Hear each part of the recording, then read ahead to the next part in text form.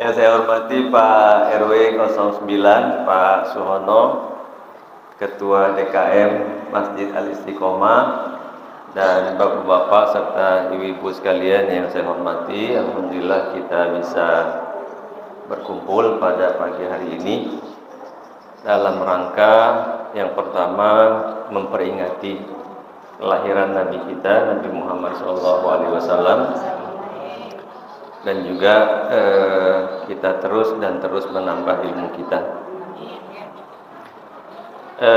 Bapak dan Ibu sekalian, pada kesempatan ini saya hanya ingin mengingatkan saja apa yang dikhawatirkan, ya, salah satu yang dikhawatirkan oleh Nabi Shallallahu Alaihi Wasallam.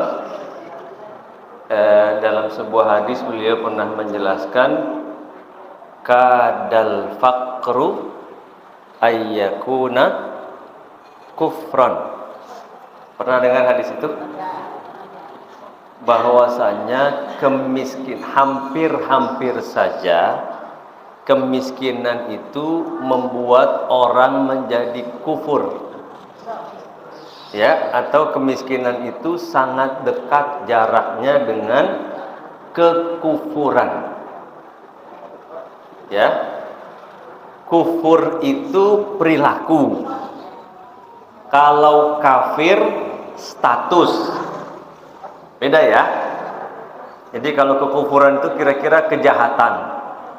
Jadi kemiskinan itu bisa melahirkan perbuatan-perbuatan jahat, perbuatan-perbuatan maksiat.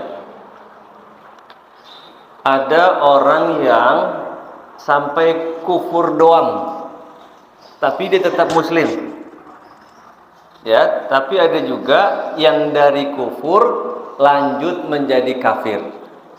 Ini na'udzubillah min dzalik, ya. Jadi sesungguhnya kemiskinan itu berbahaya, ya, walaupun juga tidak dosa. Kan juga para sahabat banyak yang kaya, tapi ada juga yang miskin.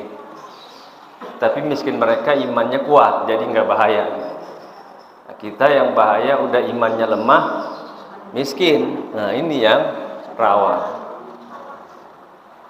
Nah, karena itu Sayyidina Ali ibn Abi Thalib radhiyallahu an juga mengingatkan, kalaulah kemiskinan itu berupa makhluk, pasti sudah aku penggal lehernya. Ya, apa artinya? Artinya ini bahaya, ya. Kalau bisa jangan miskin. Agama kita nyuruh kaya, ya kan? Wa aqimus shalah wa atu zakat. Dirikanlah sholat dan tunaikan zakat. Orang yang membayar zakat disebut apa? Mustahik atau muzaki? Muzaki.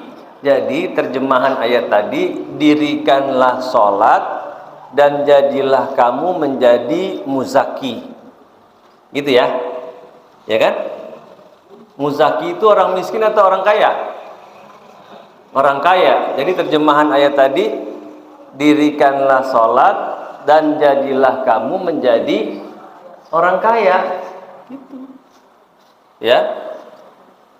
Nah, makanya Nabi Shallallahu Alaihi Wasallam mengajarkan kita dalam doa-doa yang diajarkan oleh Nabi, salah satunya beliau mengajarkan doa Allahumma inni a'udzubika minal kufri wal faqr. Ya Allah, aku berlindung kepadamu dari kekufuran dan dari kefakiran, dari kemiskinan. Allahumma inni a'udzubika minal kufri wal faqr. Allahumma inni a'udzubika min adzabil qabr. Ya. Nah, tadi semua itu baik hadis Nabi ataupun perkataan Ali bin Abi Thalib radhiyallahu an ataupun doa Nabi, itu semua menggambarkan bahwa kemiskinan itu berbahaya. Ya. Nah, sekarang ini kita sedang mengalami nih, makanya saya perlu mengingatkan supaya kita antisipasi, jangan sampai ini berdampak buruk pada kita, ya kan? Ya, kita tadi kan Ibu Ustazah ingetin, kita baru saja dilanda COVID. Pak RW-nya juga sempat masuk rumah sakit, ya, rumah sakit UI. Ya, mungkin juga ada warga lain juga yang kena, bahkan ada yang meninggal. Nah, sekarang dampak COVID-nya belum selesai, terutama di sektor ekonomi. Sekarang naik lagi harga BBM kan? Itu. Dulu kita punya uang 100.000, kita pergi ke pasar Musi, pulang-pulang bawa 5 macam. Ya kan? Sekarang kita bawa uang 100.000, pergi ke pasar Musi cuma dapat 4 macam. Gitu kan? Dulu kita pergi ke pasar Musi, bawa uang 100.000 bisa dapat daging 1 kilo. Sekarang 100.000 dapat daging setengah kilo. Ya, artinya apa? Artinya daya beli kita semakin menurun. Itu bahasa halusnya. Bahasa aslinya kita jadi miskin. Itu. Ya. Nah, karena itu ini kita dalam kondisi yang berbahaya. Ya. Nah, apa saja dampak negatif dari kemiskinan ini perlu kita tahu supaya kita bisa sama-sama antisipasi. Ya. Nih, nanti dampaknya nih, 1, menurunnya tingkat ibadah seseorang atau satu masyarakat. Ya. Karena tingkat ibadah itu dia berbanding lurus dengan tingkat kesejahteraan dan keamanan. Saya kira ibu bapak semua hafal surah Al-Quraisy ya. Falyabudu rabba hadzal bait alladzi at'amahum min ju' wa amanahum min khauf. Maka hendaklah manusia menyembah Tuhan pemilik rumah ini. Maksudnya Tuhan pemilik Ka'bah, yang sudah memberi mereka makan sehingga mereka tidak lagi kelaparan, dan yang sudah menghadirkan rasa aman sehingga mereka tidak lagi ketakutan. Nah, mafhum mukhalafah, pemahaman balik ayat ini bahwa Allah tidak akan disembah dengan baik kalau orang lapar. Ya. Atau orang selalu dirundung rasa takut. Jadi kalau kita ingin Allah disembah dengan baik, maka kita harus menghadirkan rasa aman dan menghadirkan kesejahteraan. Saya kalau hari Sabtu, kalau hari Minggu, Ahad subuh, itu sholat subuhnya jarang nih. Hampir saya nggak pernah sholat di kampung saya. Itu saya selalu keliling. Dan sendiri nggak bawa jamaah. Supaya saya pengen lihat berapa banyak sih warga kota Depok yang sholat subuhnya di masjid. Gitu, ya. Kalau sholat zuhur kan masih pada kerja, asar masih kerja, maghrib, isya juga. Orang Depok kan pada kerjanya di Jakarta ya, pulangnya jam 9. Tapi kalau subuh kan nggak ada alasan. Kayak saya perginya subuh-subuh, ya. Itu saya coba bandingkan di perumahan elit yang orangnya kaya-kaya, itu jamaahnya bisa 10-15%. Ya. Di perumahan menengah nih seperti kita di Perumnas itu sekitar 7%. Di perkampungan yang miskin, yang pendidikannya rendah, ekonominya rendah, cuma 2%. Tuh. Ya kan? Hubungannya kelihatan kan? Yang kaya-kaya tuh kayak di Geria Tugu Asri tuh, udah masjidnya cakep. Itu sholat subuh hari Senin bisa 10 saf. Itu sholat subuh udah pada pakai dasi mau pada ke kantor, dan sholat subuh langsung berangkat ke kantor. Ya, 10 saf, safnya mungkin 2 kali atau 3 kali masjid ini. Ini satu safnya ada berapa Pak? 15 ada? 15. Kalau 3 kali 45, 45 kali 10 kan 450. Itu kan resep sholat begitu ya kalau orang Sunda bilang kan. Ya, nah kalau di Purnas itu sekitar 7 sampai 10%. Di kampung-kampung itu cuma 2%. Ya. Tapi baik yang 10%, yang 7%, yang 2% tetap belum membuat saya bahagia. Kenapa? Karena yang sholat di masjid itu umurnya udah 50 tahun semua. Gak ada anak SMA, gak ada anak SMP yang sholat di masjid. Padahal harusnya kan jumlah mereka lebih banyak, ya kan? Kan kalau di satu rumah kan bapaknya 1, anaknya 3. Ada nggak anaknya 1, bapaknya 3? Ya kan?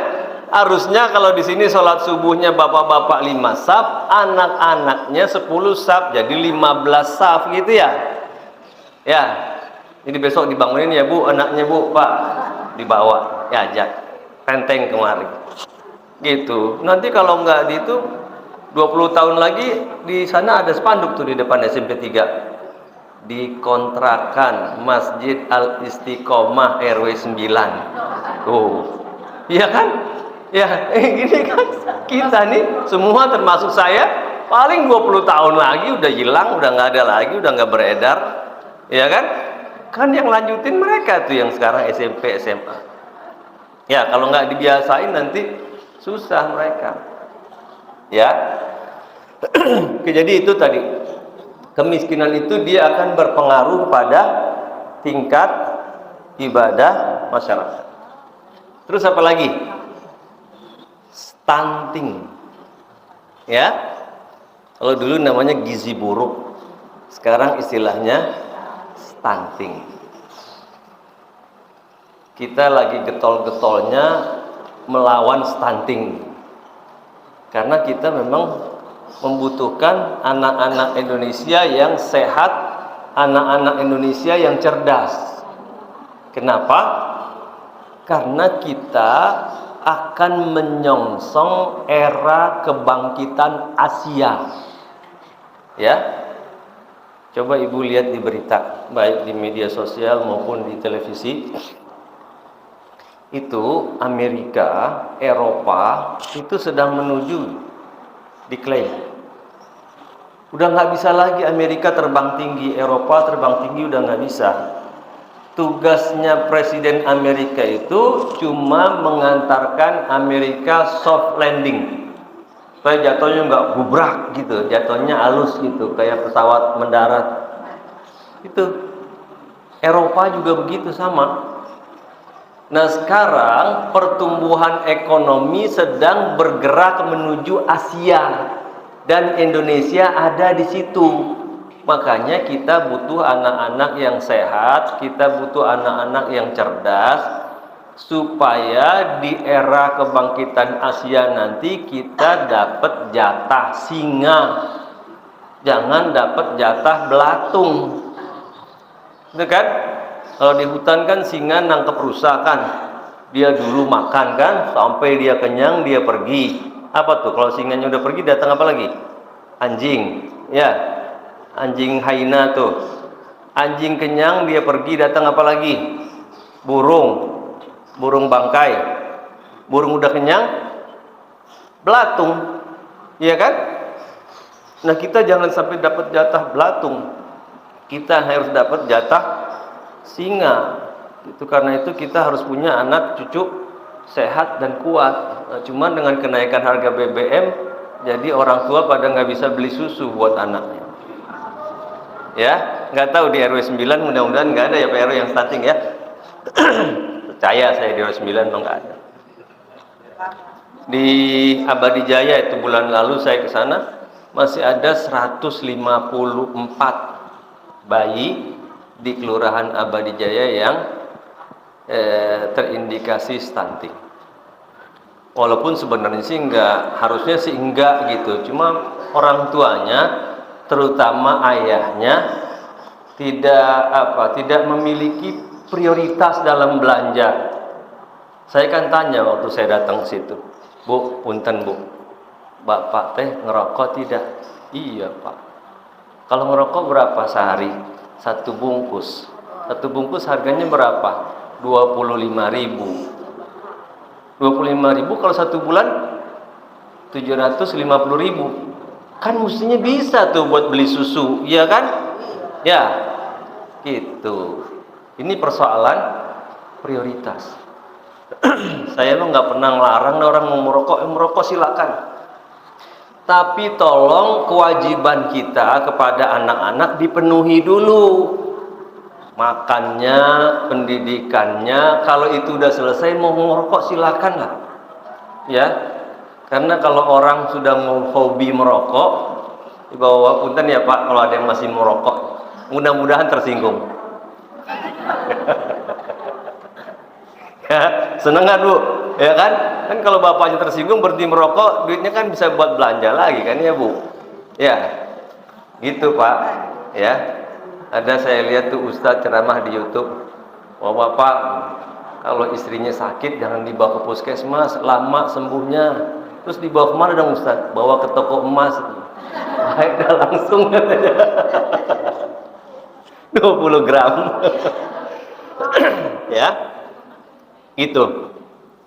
Mau dilarang kayak apa? Pasti ada aja jawabannya.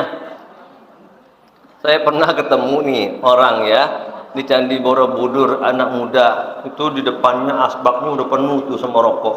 Dia masih ngerokok juga. Di situ udah banyak banget.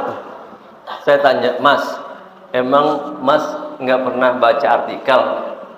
Itu ada sebuah riset penelitian bahwa setiap kali seseorang menghabiskan satu batang rokok, umurnya berkurang 2 detik. Jadi kalau satu bungkus kan biasanya 12 batang.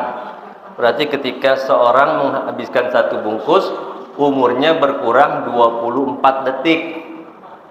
Gitu ya. Apa jawabnya Bu? Saya baca Pak artikelnya. Lah terus kenapa masih ngerokok juga? Gini Pak, kalau saya nggak ngerokok, saya stres. Kalau saya stres, umur saya berkurang 5 detik. Gitu. Jadi kalau dia merokok, berkurang 2 detik. Kalau tidak merokok, berkurang 5 detik. Makanya saya merokok aja Pak. Selalu ada jawaban. Makanya saya nggak mau melarang, silakan yang, tapi tolong kebutuhan keluarga Anda dipenuhi dulu. Gitu. Ya. Apalagi kalau nggak mau merokok, alhamdulillah gitu ya. Jadi itu yang kedua tuh. Tadi dampak pertama menurunnya ibadah masyarakat. Yang kedua stunting, anak-anak pada kurang gizi. Ya. Ya. Kita lanjut lagi ya Bu. Tadi yang pertama menurunnya ibadah masyarakat. Yang kedua berpotensi anak-anak banyak yang stunting. Yang ketiga ya, yang ketiga ini potensi akan makin banyak KDRT, kekerasan dalam rumah tangga, ya kan? Kan kalau lagi nggak punya duit, bapak-bapak tuh emosinya lebih cepat meledak ketimbang lagi banyak duit. Coba ada ibu perhatikan dah, suami kalau lagi awal bulan sama akhir bulan beda, ya kan? Kalau lagi awal bulan mah nggak gampang marah dah, kalau udah akhir bulan gampang marah, ya, gitu. Nah ketika lagi nggak punya duit, istrinya minta belanja tambahan kan, karena harganya kan naik, ya, suaminya marah, ya, dan tidak jarang kemudian juga ya sadar tidak sadar main tangan. Kepada anak juga begitu, ya. Ini juga perlu diantisipasi, ya. Bapak-bapak jangan mudah marah, ibu-ibu juga ketika minta uang juga perlu apa namanya, yang soft caranya gitu ya. Cara yang lembut mintanya, yang saya kira ibu-ibu lebih tahu lah, ya. Nah biasanya habis KDRT itu berlanjut pada tingkat perceraian, ya kan? Nah, jadi angka perceraian juga akan meningkat. Ini hati-hati nih. Jangan gara-gara naik BBM jadi cerai gitu kan saya. Ya. Enggak cerai aja susah hidup kita gitu, apalagi cerai. Ya. Saya pernah sampaikan juga di sini. Ya, ingat, saya masih ingat. Sebelum pandemi dulu, angka perceraian di Kota Depok itu antara 3.000 sampai 5.000 per tahun. Ya, 3.000 sampai 5.000 orang bercerai per tahun. Nah, kalau Depok ini ada 11 kecamatan, ya, maka rata-rata setiap kecamatan itu ada 300 orang bercerai. Satu kecamatan. Kita di Sukmajaya ada 6 kelurahan. Kalau 300 dibagi 6, maka setiap kelurahan itu rata-rata 50 orang bercerai. Ya. Ini serius gitu persoalan, bukan persoalan kecil. Nah, kalau setiap pasangan yang bercerai bawa 3 anak misalnya, maka di Depok itu setiap tahun ada 9.000 anak-anak yang berpotensi menjadi bermasalah. Saya tidak katakan otomatis ya, tidak, tapi dia berpotensi. Sekarang yang bapak ibunya masih utuh saja banyak yang kecolongan, ya kan? Apalagi bapak ibunya udah bubar, itu lebih rawan lagi tuh. Ya, dan 9.000 itu bukan jumlah yang sedikit, itu besar. Ya, nah karena itu janganlah gampang dikit-dikit ceraikan saya. Ya. Yang kelima ini adalah kejahatan. Karena banyak orang menganggur, ya kan? Ini nih, bentar lagi ini akan banyak terjadi PHK besar-besaran. Ya, nganggur orang. Kalau udah nganggur tuh biasanya akal tuh jadi kalah. Bukan cuma akal, tapi juga iman juga bisa kalah.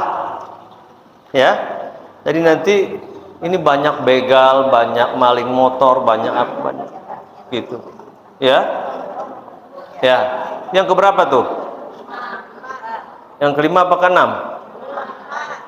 Yang kelima. Sekarang yang keenam.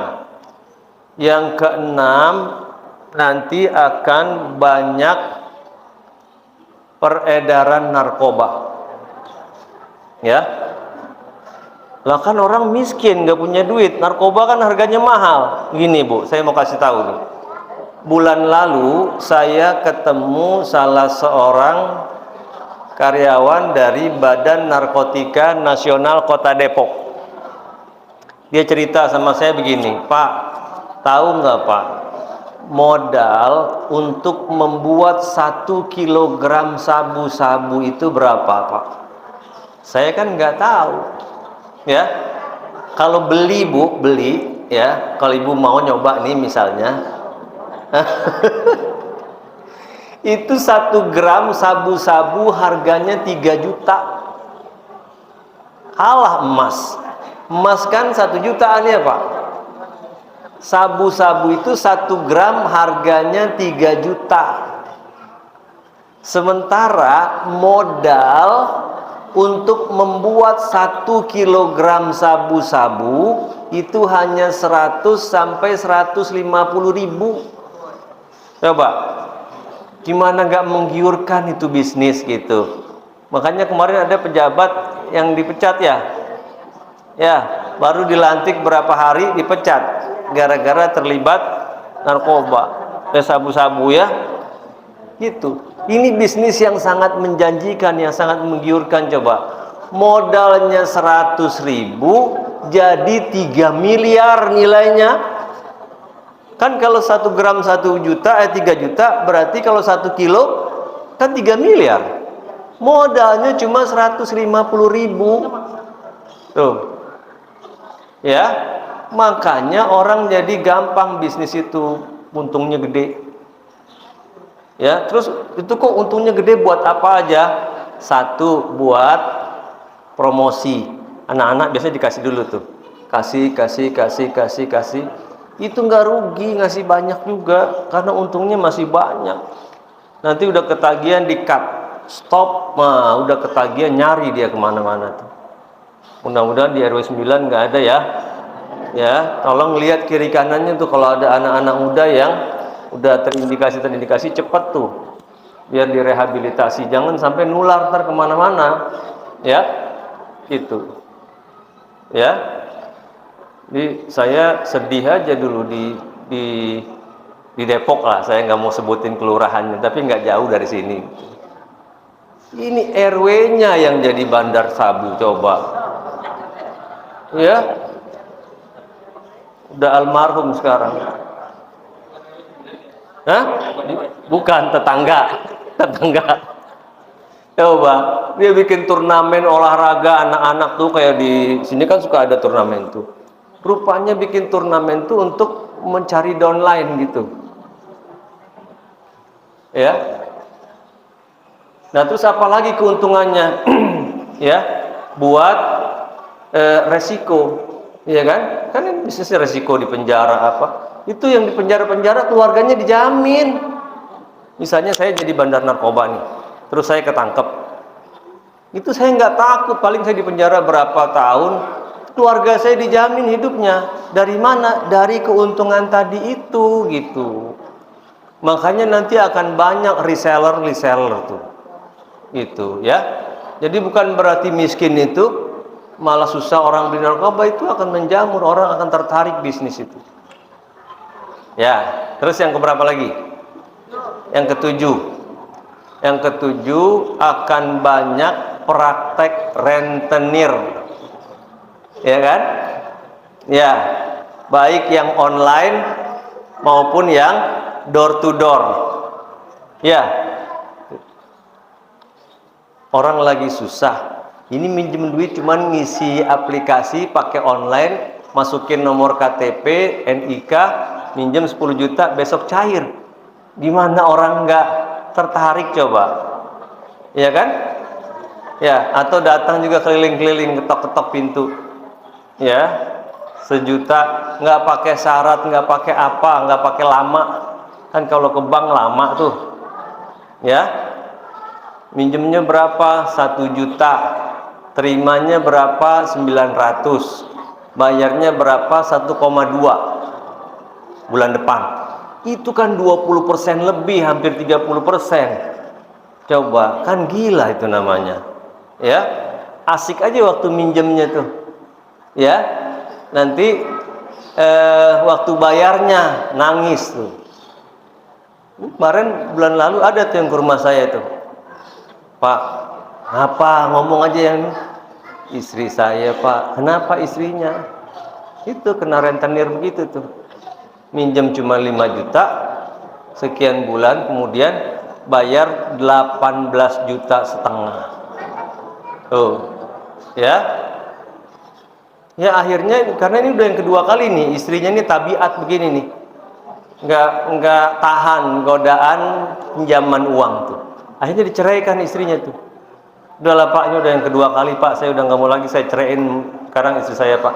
Cuman dia minjem duit sama saya 18,5 juta buat bayar itu. Tuh, kan jadi saya jadi ketombokan tuh. Ya, ini akan banyak nih yang gini-gini. Jadi tolong hati-hati.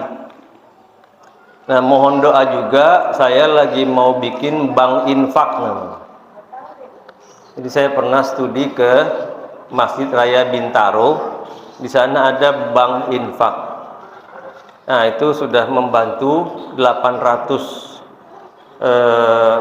UKM, pengusaha mikro gitu, yang kelasnya modalnya 2 juta, kan banyak tuh tukang nasi uduk di kampung-kampung kan cukup 1 juta 2 juta modalnya tuh ya. Ada 800 tanpa bunga. Ya, cuman syaratnya dia mesti ngaji setiap minggu begini. Nah, sembari ngaji sembari kembaliin pinjaman. Itu dari modalnya 11 juta, 2 tahun sudah 1,2 miliar. Dan kredit macetnya 0. Ya. Saya sudah mengundang mereka 2 kali kemari. Saya mau bikin itu di sini, biar tadi jangan kita ini cuma ngomong doang, rentenir jelek, cuma kita sendiri nggak pernah memberikan solusi gitu kan, ya. Nah, mohon doa mudah-mudahan cepat berdiri juga di Kota Depok, di Sukmajaya, sehingga tadi rentenir itu bisa terkurangi lah ya. Nah, kita mau teriak bagaimana juga kita nggak bisa nyelesain masalah orang itu kan. Kan dia bilang, Bapak sih cuma bisa ceramah doang gitu kan, bisanya teriak-teriak doang. Ini kami perlu duit dari mana gitu ya. Oke ya, itu praktek rentenir. Nah, yang ke-8, ini juga akan bertambah praktek prostitusi ya. Ini kejadian satu negara di Eropa, karena mereka biasa hidup dengan standar tinggi. Nah, sekarang ada perang Ukraina, tidak ada pasokan energi ke negaranya, akibatnya masyarakat kan harga listriknya jadi tinggi, masyarakatnya nggak kuat bayar listrik. Terakhir saya baca di media itu masyarakat Inggris menunggak bayar listrik 85 triliun. Nggak kuat bayar listrik sudah. Pangan juga sudah kesulitan ya. Nah, dari situ kemudian jumlah PSK-nya nambah 30%. Tuh ya. Ini yang Nabi katakan, kadal faqru ayyakuna kufron, bahwa kemiskinan itu berpotensi untuk membuat orang menjadi kufur. Ada lagi di satu negara nih, saya nggak sebutin. Orang melacur cuma untuk mendapatkan Indomie. Indominya Indomie buatan kita yang kita biasa makan tuh. Ya, kalau beli di warung Indomie satu bungkus berapa? 3.000 ya, Bu? Ya, 3.000-an lah ya. Nah, kalau kebutuhan hidup sehari 100.000 berarti dia mesti layanin 30 orang dong. Iya kan? Ada lagi di negara lain ya, itu untuk apa, melacur tuh cuma dibayar, saya kurskan ke rupiah, cuma 5.000. Jadi kalau dia mau dapat uang 100.000, dia harus melayani 20 orang. Kan ini aduh sedih sekali kita gitu ya. Nah, jangan sampai kita begitu ya. Oke, terus yang ke-9. Yang ke-9 nanti akan banyak orang bunuh diri. Ya kan? Ya pusing, stres, banyak utang tadi, mau bayar utang ke rentenir. Ya, nggak ada duitnya, akhirnya digantung diri. Ya, ini jangan sampai terjadi. Karena dia nggak bisa masuk surga atau tidak diampuni dosa. Ya. Kemudian nanti lagi yang akan banyak adalah praktek perdukunan. Ya. Orang ingin mencari jalan keluar hidupnya dari masalah dengan cara yang instan. Dia pergi ke dukun. Ya. Ya kan? Nah, ini yang jangan sampai terjadi. Yang lain-lain masih bisa diampuni itu. Walaupun dosanya berat ya. Tapi kalau sudah musyrik, no way, tidak akan diampuni oleh Allah Subhanahu wa taala. Dalam Al-Qur'an Allah menjelaskan, innallaha la yaghfiru ayyushraka bihi wa yaghfiru ma duna dzalika liman yasha. Allah tidak akan mengampuni dosa orang yang musyrik kepadanya, dan Allah masih akan mengampuni dosa lain selain musyrik kepada siapa saja yang Allah kehendaki. Seberat apapun hidup kita, jangan sampai kita mencoba-coba mencari solusi dengan bersekutu dengan jin. Emang orang pada bisa kaya kok, Pak? Ya mungkin saja bisa gitu. Karena itu kan sihir. Ya. Dan sihir dijelaskan di dalam Al-Qur'an, ada di mana surat Al-Baqarah. wattaba'u ma tatlu syayatinu ala mulki Sulaiman wa ma kafara Sulaimanu walakinna syayatina kafaru yu'allimuna nasa sihar. Ya, dan mereka mengikuti apa-apa yang dibacakan oleh setan kepada Raja Sulaiman, Nabi Sulaiman. Jadi setan membacakan ayat-ayat tentang sihir kepada Nabi Sulaiman, tapi Nabi Sulaiman menolak itu. Wa ma kafara Sulaiman walakinna syayatina kafaru, tapi setanlah yang kafir. Yu'allimuna nasa sihar, mereka mengajari manusia tentang sihir. Ya, itu macam-macam tuh. Sihir itu ada yang memisahkan suami istri, orang lagi rukun-rukun disihir jadi berantem mulu tuh di rumah. Dijelaskan di Quran itu ada. Ma yufarriquna bihi bainal mar'i wa zaujih. Ya. Nah, di ayat yang lain juga dijelaskan, kana rijalun minal ins ya'udzuna birijalin minal jin fazaduhum rahaqa. Ya, kata Allah, ada laki-laki dari kalangan manusia yang meminta bantuan kepada jin, pada setan. Fazaduhum rohako, dan ketahuilah itu semua tidak akan menambah pada dirinya kecuali makin tersesat, makin nyasar. Ya, mungkin saja bisa, tapi ingat, tidak ada makan siang gratis. Ya, semua ada kompensasinya, ada bayarannya. Dan yang paling mahal itu nasib kita di akhirat nanti, tidak akan bisa masuk ke dalam surga Allah Subhanahu wa Ta'ala, tidak akan Allah ampuni. Gitu. Ya. Ini kadang-kadang gitu. Ya. Saya punya kawan di satu daerah. Saya nggak sebutin daerah, nanti ada yang tersinggung. Ya. Di daerahnya itu suka ada tempat pesugihan. Caranya itu berendam di empang jam 12 malam sampai subuh. Ya. Itu udah ada 4 orang yang mati coba. Ya. Gimana nggak mati, umur udah di atas 50. Berendam di empang dari jam 12 malam sampai subuh. 4 orang udah mati itu. Kayak enggak masuk neraka, iya tuh. Mati dalam status musyrik. Ya, saya juga pernah ke Gunung Kawi, Bu. Mungkin Ibu pernah dengar kan, Gunung Kawi tempat pesugihan tuh. Udah lama, tahun 2006 dulu saya lagi dinas Pemalang. Terus kawan saya dia pemandu perjalanan. Pak, udah pernah Gunung Kawi belum, Pak? Belum. Mau tahu nggak Pak Gunung Kawi? Oh, mau. Saya selama ini cuma dengar-dengar doang, baca-baca doang. Saya tuh dia jelasin, Pak, nanti di atas itu ada pohon, Pak, umurnya 200 tahun. Saya bayangin, saya gunung gelap, pohon 200 tahun tuh mungkin gede gitu, nggak bisa dipeluk gitu ya. Saya sampai di sana cuma bukit doang, bukan bukit. Itu rapi kayak taman, udah dikasih paving block segala macam.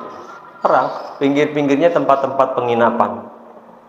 Gitu. Di situ memang ada pohon. Pohonnya segede pohon delima. Saya kira 200 tahun gede. Nanti orang pada tawaf tuh di situ tuh. Liling dia tuh. Nanti kalau dia udah capek duduk nunggu kejatuhan buahnya. Kalau kejatuhan buahnya hoki. Ya. Itu saya aja yang datang ke sini, oh banyak Pak, saya nggak sebutin. Ya. Ini kan nanya lagi ke dukun. Pak dukun, besok nomor berapa yang keluar? Nomor sekian-sekian dia pasang. Ya. Ini pertama sudah bodoh, musyrik pula kan? Kalau dukunnya tahu kan dia duluan yang pasang dong. Nggak dikasih tahu saya, nggak dikasih tahu kita kan? Ya. Yang bodoh jadi siapa ini? Ya. Ya. Nah, jadi itu kira-kira serenceng ya dampak-dampak negatif dari kemiskinan. Ya, terus apa yang mesti kita lakukan? Yang pertama yang pasti kita tengok lagi pos-pos belanja kita. Ya. Coba dilihat lagi belanja-belanja yang tidak penting itu dikurangi, di drop aja. Atau dengan kata lain kita melakukan efisiensi, penghematan. Ya. Saya suka mendapatkan tuh di rumah orang-orang muslim itu hiasan-hiasannya lukisan harganya 100 juta. Ikan hias tuh harganya 50 juta. Ya. Kita ingin rumah kita indah gitu, tapi jangan juga lebay begitu gitu kan. Nanti dihisapnya berat itu di hari kiamat. Ya. Kan surat At-Takasur begitu. Terakhir kan summa latus alunna yauma idzin anin naim. Itu harusnya ayatnya begini bunyinya, summa tus'alu yauma idzin anin naim. Apa yang hilang tuh? Harusnya nih aslinya tus'alu. Cuma Allah tambah lam di depannya dan nun di belakangnya. Jadi summa latus'alunna. Huruf lam dan huruf mim itu tidak ada artinya, tapi ada fungsinya. Fungsinya untuk menegaskan, pasti banget kamu akan ditanya terhadap semua nikmat yang pernah kamu peroleh. Gitu. Ya, di dalam tafsir tuh sampai tadi kan saya di sini minum tuh. Itu nanti minuman yang saya minum itu ditanya di hari kiamat gitu.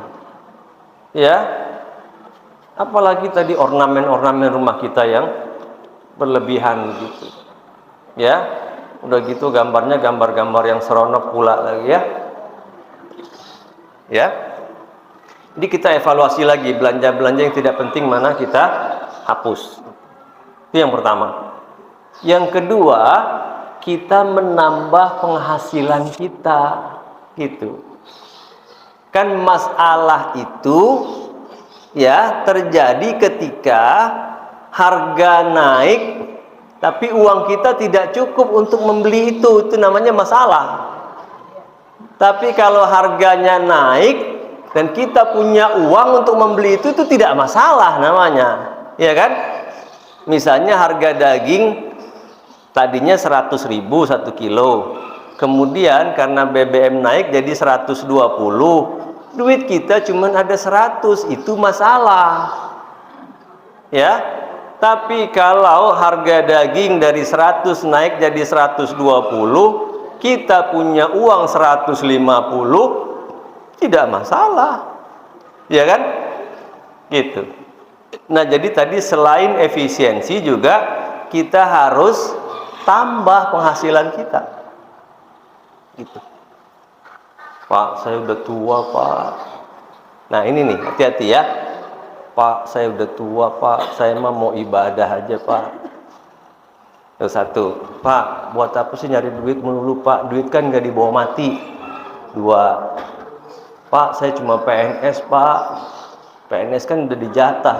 3, ya. Nah, ini semua namanya mental block. Ya, tanpa kita sadari sesungguhnya kita sendiri yang membatasi rezeki kita, bukan Allah. Allah membuka, silakan. Emang ada ketentuan PNS nggak boleh kaya? Ada nggak? Nggak ada kan? Selama cara kayanya legal, selama cara kayanya halal, silakan. Islam juga mempersilakan kok kita sekaya-kayanya. Ya, nanti ibu buka lagi tuh di YouTube atau di Google. Ketik warisan Utsman bin Affan radhiyallahu anhu. Utsman bin Affan khalifah kita yang keberapa? 3 kan? Abu Bakar Siddiq, Umar bin Khattab, Utsman bin Affan, Ali bin Abi Thalib. Ya. Nanti buka warisannya Utsman bin Affan itu berapa? Ya, nanti kalau sekian dinar, nah 1 dinar itu isinya emas 4,25. Jadi 1 dinar itu kalau harga emas berapa sekarang? 1 juta. 1 juta kira-kira ya. Ya. Jadi kalau 1 dinar itu 4.250.000 rupiah. Nanti coba dilihat warisannya Utsman bin Affan, berapa dinar dikali 4.250, itu kira-kira 8,5 triliun. Itu. Ya. 8,5 triliun. Ya. Saya mau tanya Bapak Ibu semua, mana lebih enak mati ninggalin warisan banyak dengan mati ninggalin utang banyak? Hah? Kok sama aja? Mana lebih enak kita mati nanti ninggalin warisan banyak dengan ninggalin hutang banyak? Ya? Nih, saya lagi nanganin kasus nih, ya. Ada seorang ayah pernah memasukkan sertifikat tanah orang, dipalsuin gitu, dan tanah itu sekarang dibuat jalan tol. Yang punyanya menggugat ke pengadilan sampai ke Mahkamah Agung, menang. Kan dia mesti ngembaliin kan? Begitu pengadilan Mahkamah Agung memenangkan si pemilik asli, orangnya mati. Si pemalsu tadi tuh, siapa yang nanggung coba? Anaknya kan? Kalau pidana misalnya ada si A membunuh si B, si A-nya mati, selesai pidana. Kalau perdata tidak. Ya. Nah, terus gimana tuh? Biasanya kan kalau kita lagi sholat jenazah suka sambutan dari keluarga tuh. Bapak Ibu, saya atas nama keluarga mohon maaf kalau ayah saya selama hidup banyak salah ucap, salah tingkah, dan seterusnya. Yang kedua, kalau ada hutang piutang, tolong hubungi ahli waris. Pak, ayah Anda punya hutang sama saya 14,7 miliar. Hah? Kira-kira didoain nggak ayahnya tuh? Hah? Yang ada, ini gara-gara ayah saya ini. Gitu. Coba, lain lagi kalau kita mati ninggalin warisan 14,7 miliar. Tiap hari kuburan kita diziarahin. Iya kan? Sehari 3 kali. Ziarah kubur sehari 3 kali. Ya. Jadi jangan bilang uang tidak dibawa mati, ya. Nanti Ibu bisa, Bapak bisa buka lagi warisannya Abdurrahman bin Auf, sahabat Nabi. Ya, itu kira-kira warisannya 85 triliun. Nah, jadi selama ini kita salah dong baca sejarah gitu ya. Selama ini kan yang kita bayangin sahabat tuh miskin-miskin. Salah. Coba baca lagi sejarahnya yang benar. Ya, kalau ada ketemu dinar kali 4.250. Ya, itu. Jadi sahabat Nabi itu kaya-kaya bukan miskin. Nabi sendiri juga kaya, cuma beliau zuhud. Ya. Jadi ada satu perang itu Nabi pernah dapat bagian dari harta rampasan perang itu 40 miliar. Bagiannya Nabi itu 40 miliar. Sedangkan 10 tahun Nabi di Madinah itu perang Badar kan tahun kedua, itu perang pertama tuh. Berarti 8 tahun terakhir Nabi di Madinah itu ada 80 kali perang. Coba bayangin berapa miliar harta Nabi itu kalau Nabi mau manfaatkan sendiri, tapi kan beliau sedekahkan lagi. Gitu. Ya. Jadi Nabi kita juga orang kaya gitu. Jangan yang diingat waktu Nabi perutnya diganjal batu, itu yang kita ingat. Ada memang waktu di embargo, ada waktu menggali parit perang Khandaq juga pernah perut beliau diganjal. Tapi hari-hari yang lain Nabi itu kalau makan itu paha kambing yang depan sebelah kanan itu beliau makan sendiri. Paha depan sebelah kanan makan sendiri.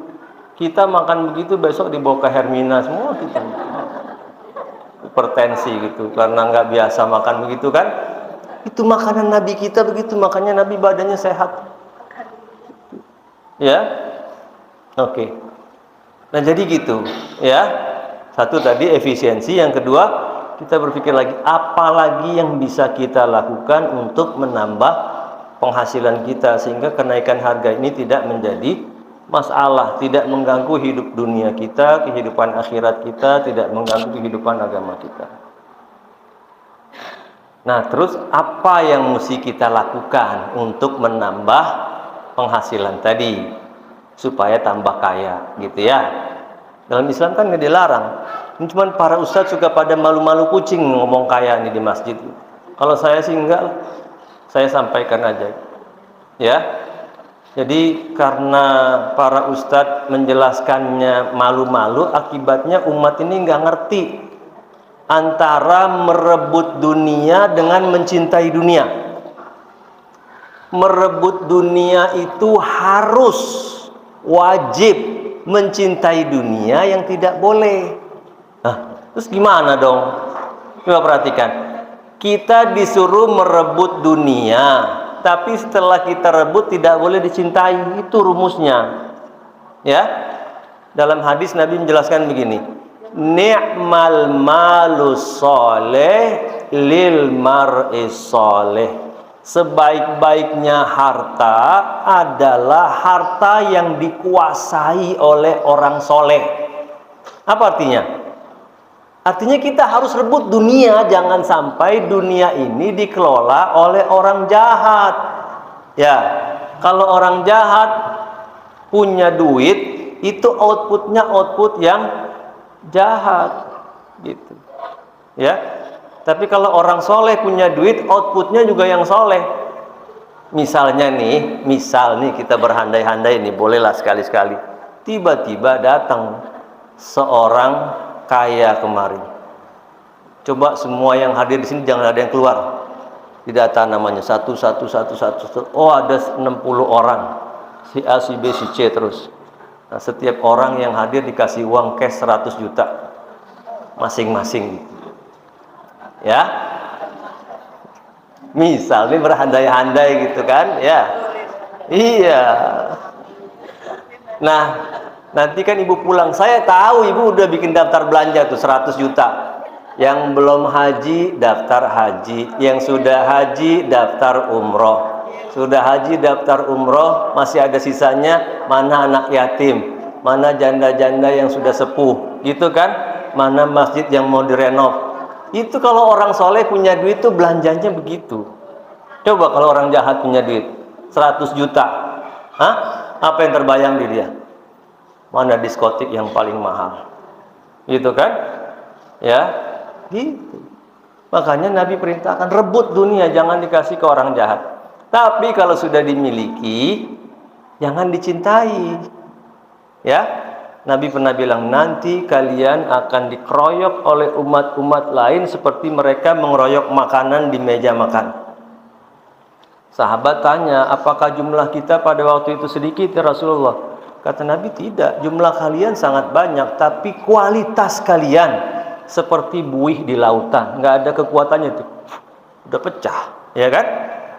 Ya, karena pada diri kalian ada satu penyakit. Penyakit itu namanya al-wahan. Apa namanya? Al-wahan. Sahabat tanya, apa itu al-wahan ya Rasulullah? Hubbud dunya wa karahiyatul maut. Cinta kepada dunia yang berlebihan dan takut mati. Tuh ya. Jadi kita disuruh rebut dunia, kalau sudah dapat jangan dicintai. Disalurkan lagi. Tapi jangan sampai orang jahat yang terima, yang ngambil duit itu. Ya, karena kita jarang dijelasin juga tentang uang, kita jadi nggak tahu bedakan miskin dengan zuhud. Antara miskin dengan zuhud itu beda. Ya, miskin itu orang yang ditinggal oleh dunia. Ya, kalau zuhud itu orang yang meninggalkan dunia. Beda kan? Zuhud itu Nabi itu. Dunia sudah didapat, kemudian disalurkan. Itu namanya zuhud. Kalau miskin, ngejar-ngejar dunia nggak dapat-dapat. Tampilannya memang sama. Ya, gitu. Ya. masih banyak lagi. Nah, kembali, terus bagaimana cara kaya dalam Al-Quran dan hadis Nabi Shallallahu Alaihi Wasallam? Ya, banyak banget, ada 14. Ya, ada 14 tips. Saya jelasin beberapa saja karena waktu kita terbatas ya. Satu, yang lain-lain mungkin udah banyak diceritain. Ini ada satu cara kaya, yaitu dengan menikah. Gitu. Kok nikah, Pak? Iya. Itu kata Allah di dalam Al-Quran, bukan kata saya. Wa ankihul ayama minkum wassalihina min ibadikum wa imaikum iyakunu fuqara yughnihimullahu min fadli. Kalau mereka, maksudnya mereka itu orang yang menikah itu miskin, maka Allah yang akan mengkayakan mereka dengan karunia-Nya. Jadi digaransi oleh Allah itu orang yang nikah itu akan kaya.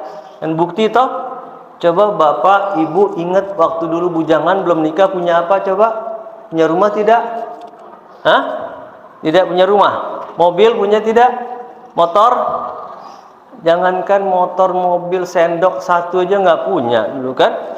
Ya, sekarang sudah nikah, alhamdulillah punya rumah satu di Sukmajaya, satu lagi di Sona Kayangan, satu lagi di Raffles Hill gitu. Iya kan? Itu kontrakannya banyak, mobilnya banyak, sampai parkirnya di lahan Fasos-Pasum, anak-anak pada nggak bisa main. Iya kan? Ya, di sini enak nih udah dipagerin tuh. Lu di RW-RW lain tuh. Minta saya, Pak, tolong lapangan saya diperbaiki dong, Pak. Saya bilang, no way. Ya, kecuali Anda bikin kontrak. Saya tidak parkir di lahan Fasos-Pasum, baru saya anggarkan. Ya, enak aja ente punya mobil, parkirnya di lahan Fasos-Pasum, itu buat anak-anak main. Gitu. Anak-anak kita perlu main, Bapak Ibu. Ya. Jadi gini, selama ini kita tuh suka keliru. Dulu paling nggak, waktu saya kecil itu anak hebat itu ukurannya IQ-nya kan? Ya, tes IQ. Oh, IQ-nya 120. Pak, anak Bapak ini cerdas nih, Pak. Hebat nanti. Ternyata begitu mereka besar banyak yang gagal tuh. Ya kan? Akademiknya bagus, gagal. Akhirnya para pakar mencoba cari lagi. Ada lagi ketemu, oh ada lagi namanya EQ, Emotional Quotient. Tadi intelijensia quotient. Nah, ternyata kurang, ada lagi emosional. Orang kalau lagi cerdas tapi mudah marah, itu kecerdasannya tidak berguna. Dibikin lagi tuh pelatihan EQ. Ternyata yang IQ-nya bagus, EQ-nya bagus, begitu gagal bunuh diri, begitu gagal narkoba, begitu gagal pergi ke dukun. Cari lagi para pakar, kecerdasan apa lagi? Oh, ada lagi spiritual quotient. IQ, EQ, SQ. Ya. Kalau anak-anak kita punya 3 kecerdasan ini, cukup untuk dia survive, bertahan. Tapi kita nggak pengen anak kita cuma bertahan doang. Kita mau anak-anak kita jadi orang-orang besar. Kita mau anak-anak kita leading, gitu, ya. Karena itu ada kecerdasan lain lagi yang diperlukan. Yang keempat, namanya SQ lagi, tapi bukan spiritual quotient, namanya social quotient, kecerdasan sosial. Anak-anak kita juga harus jago bergaul, gitu, ya. Nah, supaya dia jago bergaul, dia harus diberikan waktu dan ruang untuk bermain. Jangan anak waktunya habis buat les, nggak sempat main. Atau ada waktunya tapi tempatnya dibuat parkir, nggak bisa main. Akhirnya itu anak main gadget aja di rumah. gadget terus. Ya, nanti udah gedenya dia nggak bisa bergaul. Itu semua kecerdasannya jadi nggak kepake. Ya, saya waktu SMA dulu, ya alhamdulillah nggak pernah ranking tuh di bawah 5. Kalau nggak 1, 2, 1, 2. Ya, tapi rumah saya sekarang di Kampung Serap. Kampung. Ya, teman-teman saya yang ranking 20, ranking 25, rumahnya pada di Pesona Kayangan. Kenapa begitu? Mereka jagoan bergaul. Tuh. Ya, jadi mesti dikasih ruang dan waktu untuk bermain supaya mereka bisa bersosial. Ya, kecerdasan yang kelima tadi apa? IQ, EQ, SQ, terus SQ lagi, social quotient. Yang kelima, financial quotient, kecerdasan finansial. Ya, kalau anak-anak kita mau jadi orang gede, modalnya juga gede. Jadi anak kita juga harus jagoan making money. Mau jadi wali kota kan modalnya 15 miliar. Mau jadi gubernur modalnya 300 miliar. Mau jadi presiden mungkin sekitar 5 triliun. Ya kan? Ya. Jadi kecerdasan yang kelima, financial quotient. Nah, kecerdasan yang keenam, political quotient. Anak kita juga harus ngerti politik. Gitu ya. Oke. Tadi dari mana saya tuh jadi nyasar kemarin? Hah? Oh, menikah. Iya, gitu ya. Jadi, kenapa sih orang nikah tuh kok jadi kaya? Kuncinya tenang. Ya. Sama dengan zikir. Kan zikir itu juga bisa bikin jadi kaya. Dalam ayat yang lain Allah katakan, "Wa man a'rada an dzikri fa inna lahu ma'isyatan dongka." Siapa yang malas berzikir kepadaku, maka bagi dia penghidupan yang sempit. Coba. Siapa yang tidak mau berzikir kepada Allah, maka hidupnya akan sempit. Miskin, pahit, getir, nggak enak. Ya. Kebalikannya berarti kan kalau yang zikir bisa jadi kaya. Masa bisa kaya cuman subhanallah, subhanallah, subhanallah. Gini. Penjelasannya begini. Berzikir itu membuat hati kita jadi tenang.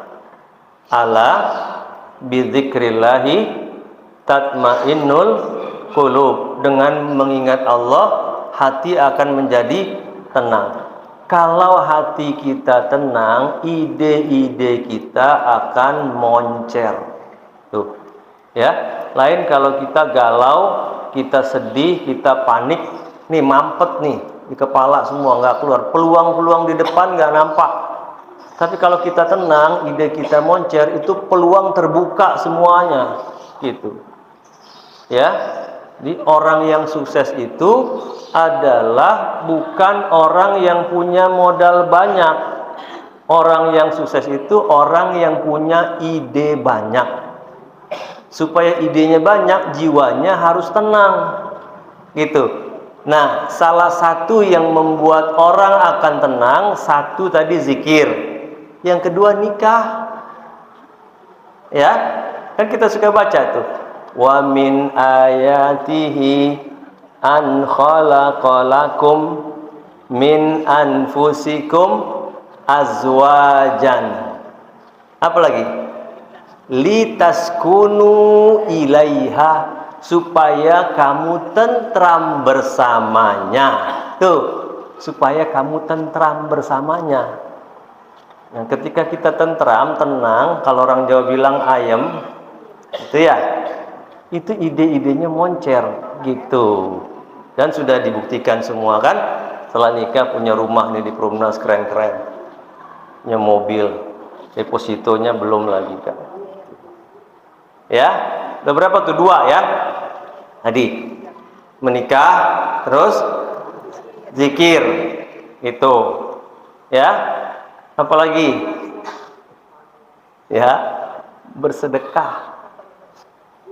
Ini kok orang mau kaya disuruh keluarin duit. Ya. sedekah. Nabi Shallallahu Alaihi Wasallam menjelaskan tidak akan berkurang harta karena sedekah. Ada enggak di lingkungan kita orang dermawan bangkrut? Ada enggak? Yang ada makin berlimpah. Yang bangkrut itu orang yang pelit. Ya. Nah, terus bagaimana cara sedekahnya? Setiap hari, walaupun kecil. Jangan ada hari yang kita tidak bersedekah pada hari itu. Ya, walaupun kecil, 1.000, 2.000, tapi harus ada sedekah. Ya, saya sering tuh mengalami kejadian. Belum lama saya lagi zaman COVID kemarin. Saya kalau setiap hari kalau pergi ke masjid sholat subuh saya bawa uang. Kadang 2.000, kadang 5.000, kadang 10.000 gitu ya. Kalau lagi saya lupa bawa, terus saya pakai online tuh sedekahnya pakai online 5.000 di setiap. Dan saya catat di meja, kalau bapak ibu ke rumah saya, di meja saya itu ada tuh semua catatan saya hari itu tuh ada.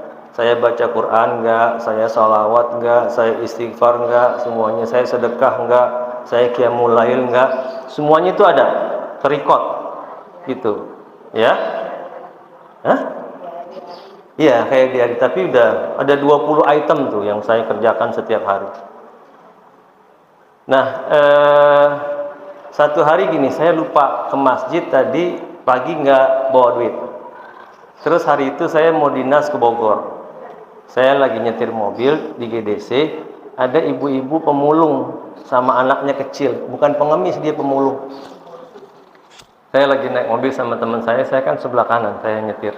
Saya bilang, Bib tolong kasih, ini Habib yang ikut sama saya, Bib tolong kasih itu ibu pemulung 5.000, saya belum sedekah pagi ini, kasih gitu ya. Saya pergi ke Bogor berdua dia itu. Nanti siangnya jam 1 saya datang ke kantor. Di kantor staf saya nelpon, Pak, Bapak di mana Pak?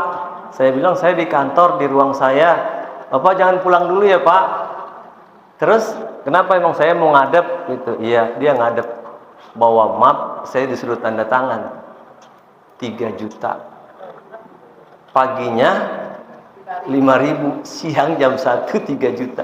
Saya bilang ini uang apa? Itu Pak, kemarin Bapak diwawancara katanya. Lah kan wawancara mah biasa, seperti dengan wartawan gitu. Ya itu Bapak dijadikan sebagai narasumber Pak, wawancara itu. Masya Allah, saya tuh nggak pernah mikir kalau wawancara itu tuh dihargai gitu. Orang biasa wawancara, paling 15 menit wawancaranya, kasih honor 3 juta. Tuh, paginya 5.000, jam 1 dapat 3 juta. Malam saya pulang, teman saya nelpon lagi, Pak saya nyari-nyari Bapak di kantor nggak ketemu-ketemu Pak, emang ngapain mencari saya? Ini ada orang nitip duit buat Bapak 2 juta. Ya saya bilang udah aja transfer, ini saya kasih nomornya. Jadi siangnya 3 juta, malamnya 2 juta, 5 juta. Saya nyesel. Kalau tahu begini tadi saya kasih pemulungnya 10.000. Jadi 10 juta dapatnya kan? Itu. Ya, tapi sedekah saja, jangan berharap balasan yang besar ya. Wala tamnun tastaksir. Ya, jangan kamu memberi dengan berharap balasan yang besar. Ya. Tapi sedekah itu banyak sekali. Dia bisa menangkal bala, dia bisa menjadi obat kalau sakit ya. Apalagi? Ya. Banyak lah ya, ada 14 waktu kita nggak cukup. Nah nanti ibu baca lagi, ada istighfar, ada zikir, ada sholawat, ada bersyukur, ya banyak lagi. Nah dari semua cara yang dijelaskan oleh Allah dan Rasul di dalam Al-Quran dan di dalam hadis, dia tidak akan bekerja memperbaiki perekonomian kita kalau satu kuncinya belum kita buka. Ibu mau istighfar 1 juta kali sehari, ibu mau bersolawat 1 juta kali sehari, ibu mau bersedekah sehari 1 juta, dia tidak akan berefek kalau satu kuncinya belum kita buka. Kuncinya apa? Kuncinya itu birrul walidain. Ya, berbakti kepada ayah ibu kita. Ini dulu selesaikan. Kalau ini selesai, baru yang lain-lain itu bisa bekerja tuh. Gitu, ya. Jadi kalau ada yang punya masalah dengan bapak ibunya, selesaikan. Itu yang bikin kita belangsak tuh hidup, ya. Nah, termasuk orang tua itu adalah mertua juga sama, ya. Mertua kita itu adalah orang tua kita. Orang boleh bercerai dengan istrinya, tapi orang tua istrinya itu tetap mertua, tetap orang tua juga. Tidak ada mantan mertua. Yang ada mantan istri, mantan suami. Ya, tidak ada mantan mertua. Dia juga orang tua kita. Terus siapa lagi? Bapak dan ibu tiri kita. Ya, jangan kita terprovokasi oleh lagu itu tuh. Ya, betapa jangan dulu itu. Siapa? Elia Kadam apa ya? Kejamnya ibu tiri. Mungkin ada, tapi kan kasus 1-2. Jangan digeneralisir. Banyak ibu tiri yang baik-baik, bahkan bisa lebih baik dari ibu aslinya sendiri, kan? Itu. Ya, orang tua, mertua, ibu tiri, kalau ada yang punya ibu angkat, sama. Ya, saya dulu pernah punya teman itu kalau gaul itu gampang banget. Hitungan saya ini orang musinya udah kaya ini, tapi kalau rumahnya ngontrak rumah petak lagi gitu. Ya, terus pernah dia zaman dulu pinjam uang sama saya 500.000 itu zaman dulu sebelum Krismon itu, nggak kuat bayar. Tiba-tiba dia telepon, Pak, saya mau minta maaf Pak, kelihatannya saya nggak bisa bayar utang sama Bapak. Sudah nggak apa-apa. Terus kenapa kok bicaranya terbata-bata? Kamu lagi sakit? Iya Pak. Sakit apa? Kanker paru-paru. Ya. Terus saya tengok ke rumahnya, ya, itu lagi di oksigen. Saya tanya sama temennya tuh, ya. Ini hitungan saya, dia ini hidupnya harusnya bagus. Kenapa? Karena dia gaulnya jago. Tapi kenapa kok begini? Saya tanya, kira-kira ada masalah nggak dengan orang tuanya? Iya Pak. Dengan siapa? Dengan itu Pak, ayah tirinya. Terus saya ketemuin ayahnya. Pak, tolong anak Bapak itu dimaafkan. Kalau enggak, dia akan begitu terus loh. Ya udah, ngos-ngosan. Bapaknya bilang, Pak, gimana saya mau maafin dia? Saya baru cariin dia obat ke Banten, air doa kali atau air apa. Saya kasih dia biar dia sembuh, dibuang di depan saya Pak. Gitu kelakuan anaknya. Saya tanya, kenapa kamu buang air dari bapak kamu? Saya takut Pak, bapak saya mintanya sama dukun. Oke. Ini beginilah ya. Kalau bapakmu berbuat salah, itu bukan tanggung jawab kamu di akhirat. Kamu tidak ditanya. Yang ditanya itu bapak terhadap anaknya, tapi anak tanggung jawab ayah tanggung jawab kakek kita. Ya, kalaupun kamu khawatir itu air dari dukun, bilang dong sama bapak kamu, iya Pak, terima kasih, tolong taruh di situ. Nanti bapaknya keluar dibuang itu air, no problem. Jangan dibuang di depan matanya orang susah payah begitu. Gitu ya. Nah, jadi ini kunci dari semua kebahagiaan hidup kita itu adalah orang tua kita, ayah kita, ibu kita. Coba diingat-ingat lagi ya, kalau kita masih punya salah, kalau kuburannya dekat, datengin kuburannya. 3 yang kita lakukan. 1, minta maaf ya. Bang, dia dengar Pak, dia dengar, dia lihat kita, dia tahu kita datang. Ya, orang di kuburan itu kayak kita nonton televisi itu, kita lihat dia bergerak, tapi dia nggak ngelihat kita, gitu, paham ya? Emang dengar gimana? Dengar kan udah mati, Pak. Nabi kan suruh kalau kita datang ke kuburan kita ngucapin apa? Ucapin salam kan? Assalamualaikum ya ahlal kubur, atau ya ahlad diyar minal muslimin wal muslimat wal mu'minina wal mu'minat wa inna insyaallahu bikum lahikun. Assalamualaikum wahai penduduk kubur, kalangan muslimin dan muslimat, ya, dan saya juga nanti akan menyusul Anda. Ya, kalau Nabi perintahin kita ngucapin salam, kalau dia nggak dengar buat apa? Dengar dia, lihat dia kita, tapi kita nggak bisa lihat dia. Ya, datang kalau kita pernah punya salah, kita minta maaf di situ. Satu, nah, saya emang nggak pernah punya salah Pak sama ibu saya, ya, jadi nggak perlu datang. Perlu datang. Yang kedua, ucapkan terima kasih, saya bisa begini karena ayah dan ibu saya, gitu. Ya, yang kedua itu. Yang ketiga, doakan, ya Allah ampuni bapak ibu saya, rahmati dia, lapangkan kuburnya, ya, terangi kuburnya, gitu. Itu minimal 3 tuh kalau kita datang ke kuburan tuh, ya. Minta maaf, terima kasih, doain, gitu, ya. Nah, itu yang kita lakukan, baru yang lain-lain tadi bisa bekerja. Kalau yang ini tidak, yang lain no way, ya. Makanya kalau ada, kan suka ada orang datang juga ke rumah saya tuh mengeluhkan hidupnya. Nah, pasti saya tanya itu, kamu punya orang tua nggak? Punya Pak. Hubungan sama orang tua kamu gimana? Bagus-bagus aja. Mertua bagus. Punya ibu tiri nggak? Punya. Bagus. Oke, baru sholatnya, baru yang lain-lain, baru yang lain-lain. Ya.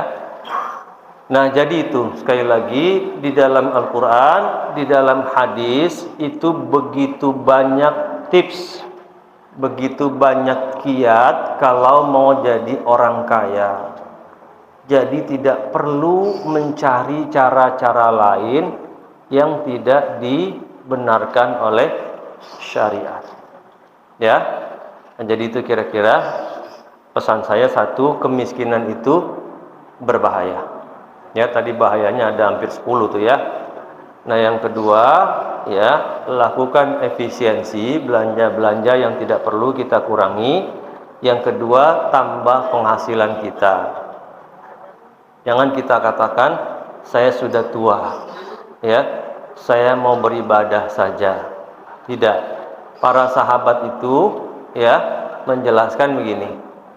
Hiduplah kamu, bekerjalah kamu untuk duniamu seakan-akan kamu akan hidup selama-lamanya, dan bekerjalah kamu untuk akhiratmu seakan-akan kamu akan mati besok.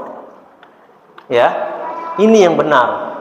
Jadi orang muslim yang benar itu getol ibadah, getol nyari duit, gitu. Ya. Oke. Nah, kemudian yang ketiga, ya, coba dibaca lagi Al-Quran, dibaca lagi hadis. Kita akan mendapatkan di sana begitu banyak cara untuk sukses, cara untuk menjadi orang kaya. Istighfar, sedekah, kemudian zikir, menikah, bersilaturahim, dan masih banyak lagi yang lainnya. Itu saja barangkali yang bisa saya sampaikan. Kurang lebih saya mohon maaf. Assalamualaikum warahmatullahi wabarakatuh. Langsung tutup doa. Ya. Baik Bapak Ibu sekalian, mari sama-sama kita tutup pengajian kita dengan sama-sama berdoa. Mudah-mudahan apa yang kita dapatkan, ya, pada hari ini bermanfaat, bisa kita aplikasikan, dan mudah-mudahan bisa memperbaiki hidup kita, ya, dan juga bangsa kita. Kita doakan.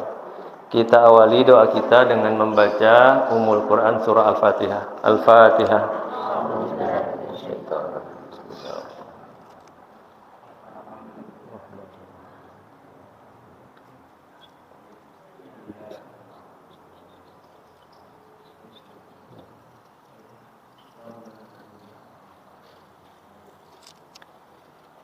Astaghfirullahaladzim, astaghfirullahaladzim, astaghfirullahaladzim. Lakal hamdu ya Allah ya Rabbana ya Ma'bud. Allahumma salli ala Sayyidina Muhammadin fil awwalin wal akhirin. Wa sallim wa radiyallahu tabaraka wa ta'ala an kulli sahabati Rasulillahi ajma'in. Bismillahirrahmanirrahim. Alhamdulillahi rabbil alamin. Hamdan yuwafi ni'amahu wa yukafi'u mazidah. Ya Rabbana lakal hamdu wa lakal syukru kama yanbaghi li jalali wajhika wa azimi sultanik. Rabbana hab lana min azwajina wa dhurriyyatina qurrata a'yunin waj'alna lil muttaqina imama. Rabbana waj'alna muqimis salah wa min dhurriyyatina rabbana wa taqabbal du'a. Rabbana atina fid dunya hasanah wa fil akhirati hasanatan wa qina adzaban nar. Subhana rabbika rabbil izzati amma yasifun wa salamun alal mursalin walhamdulillahi rabbil alamin. Wassalamu alaikum warahmatullahi wabarakatuh. Waalaikumsalam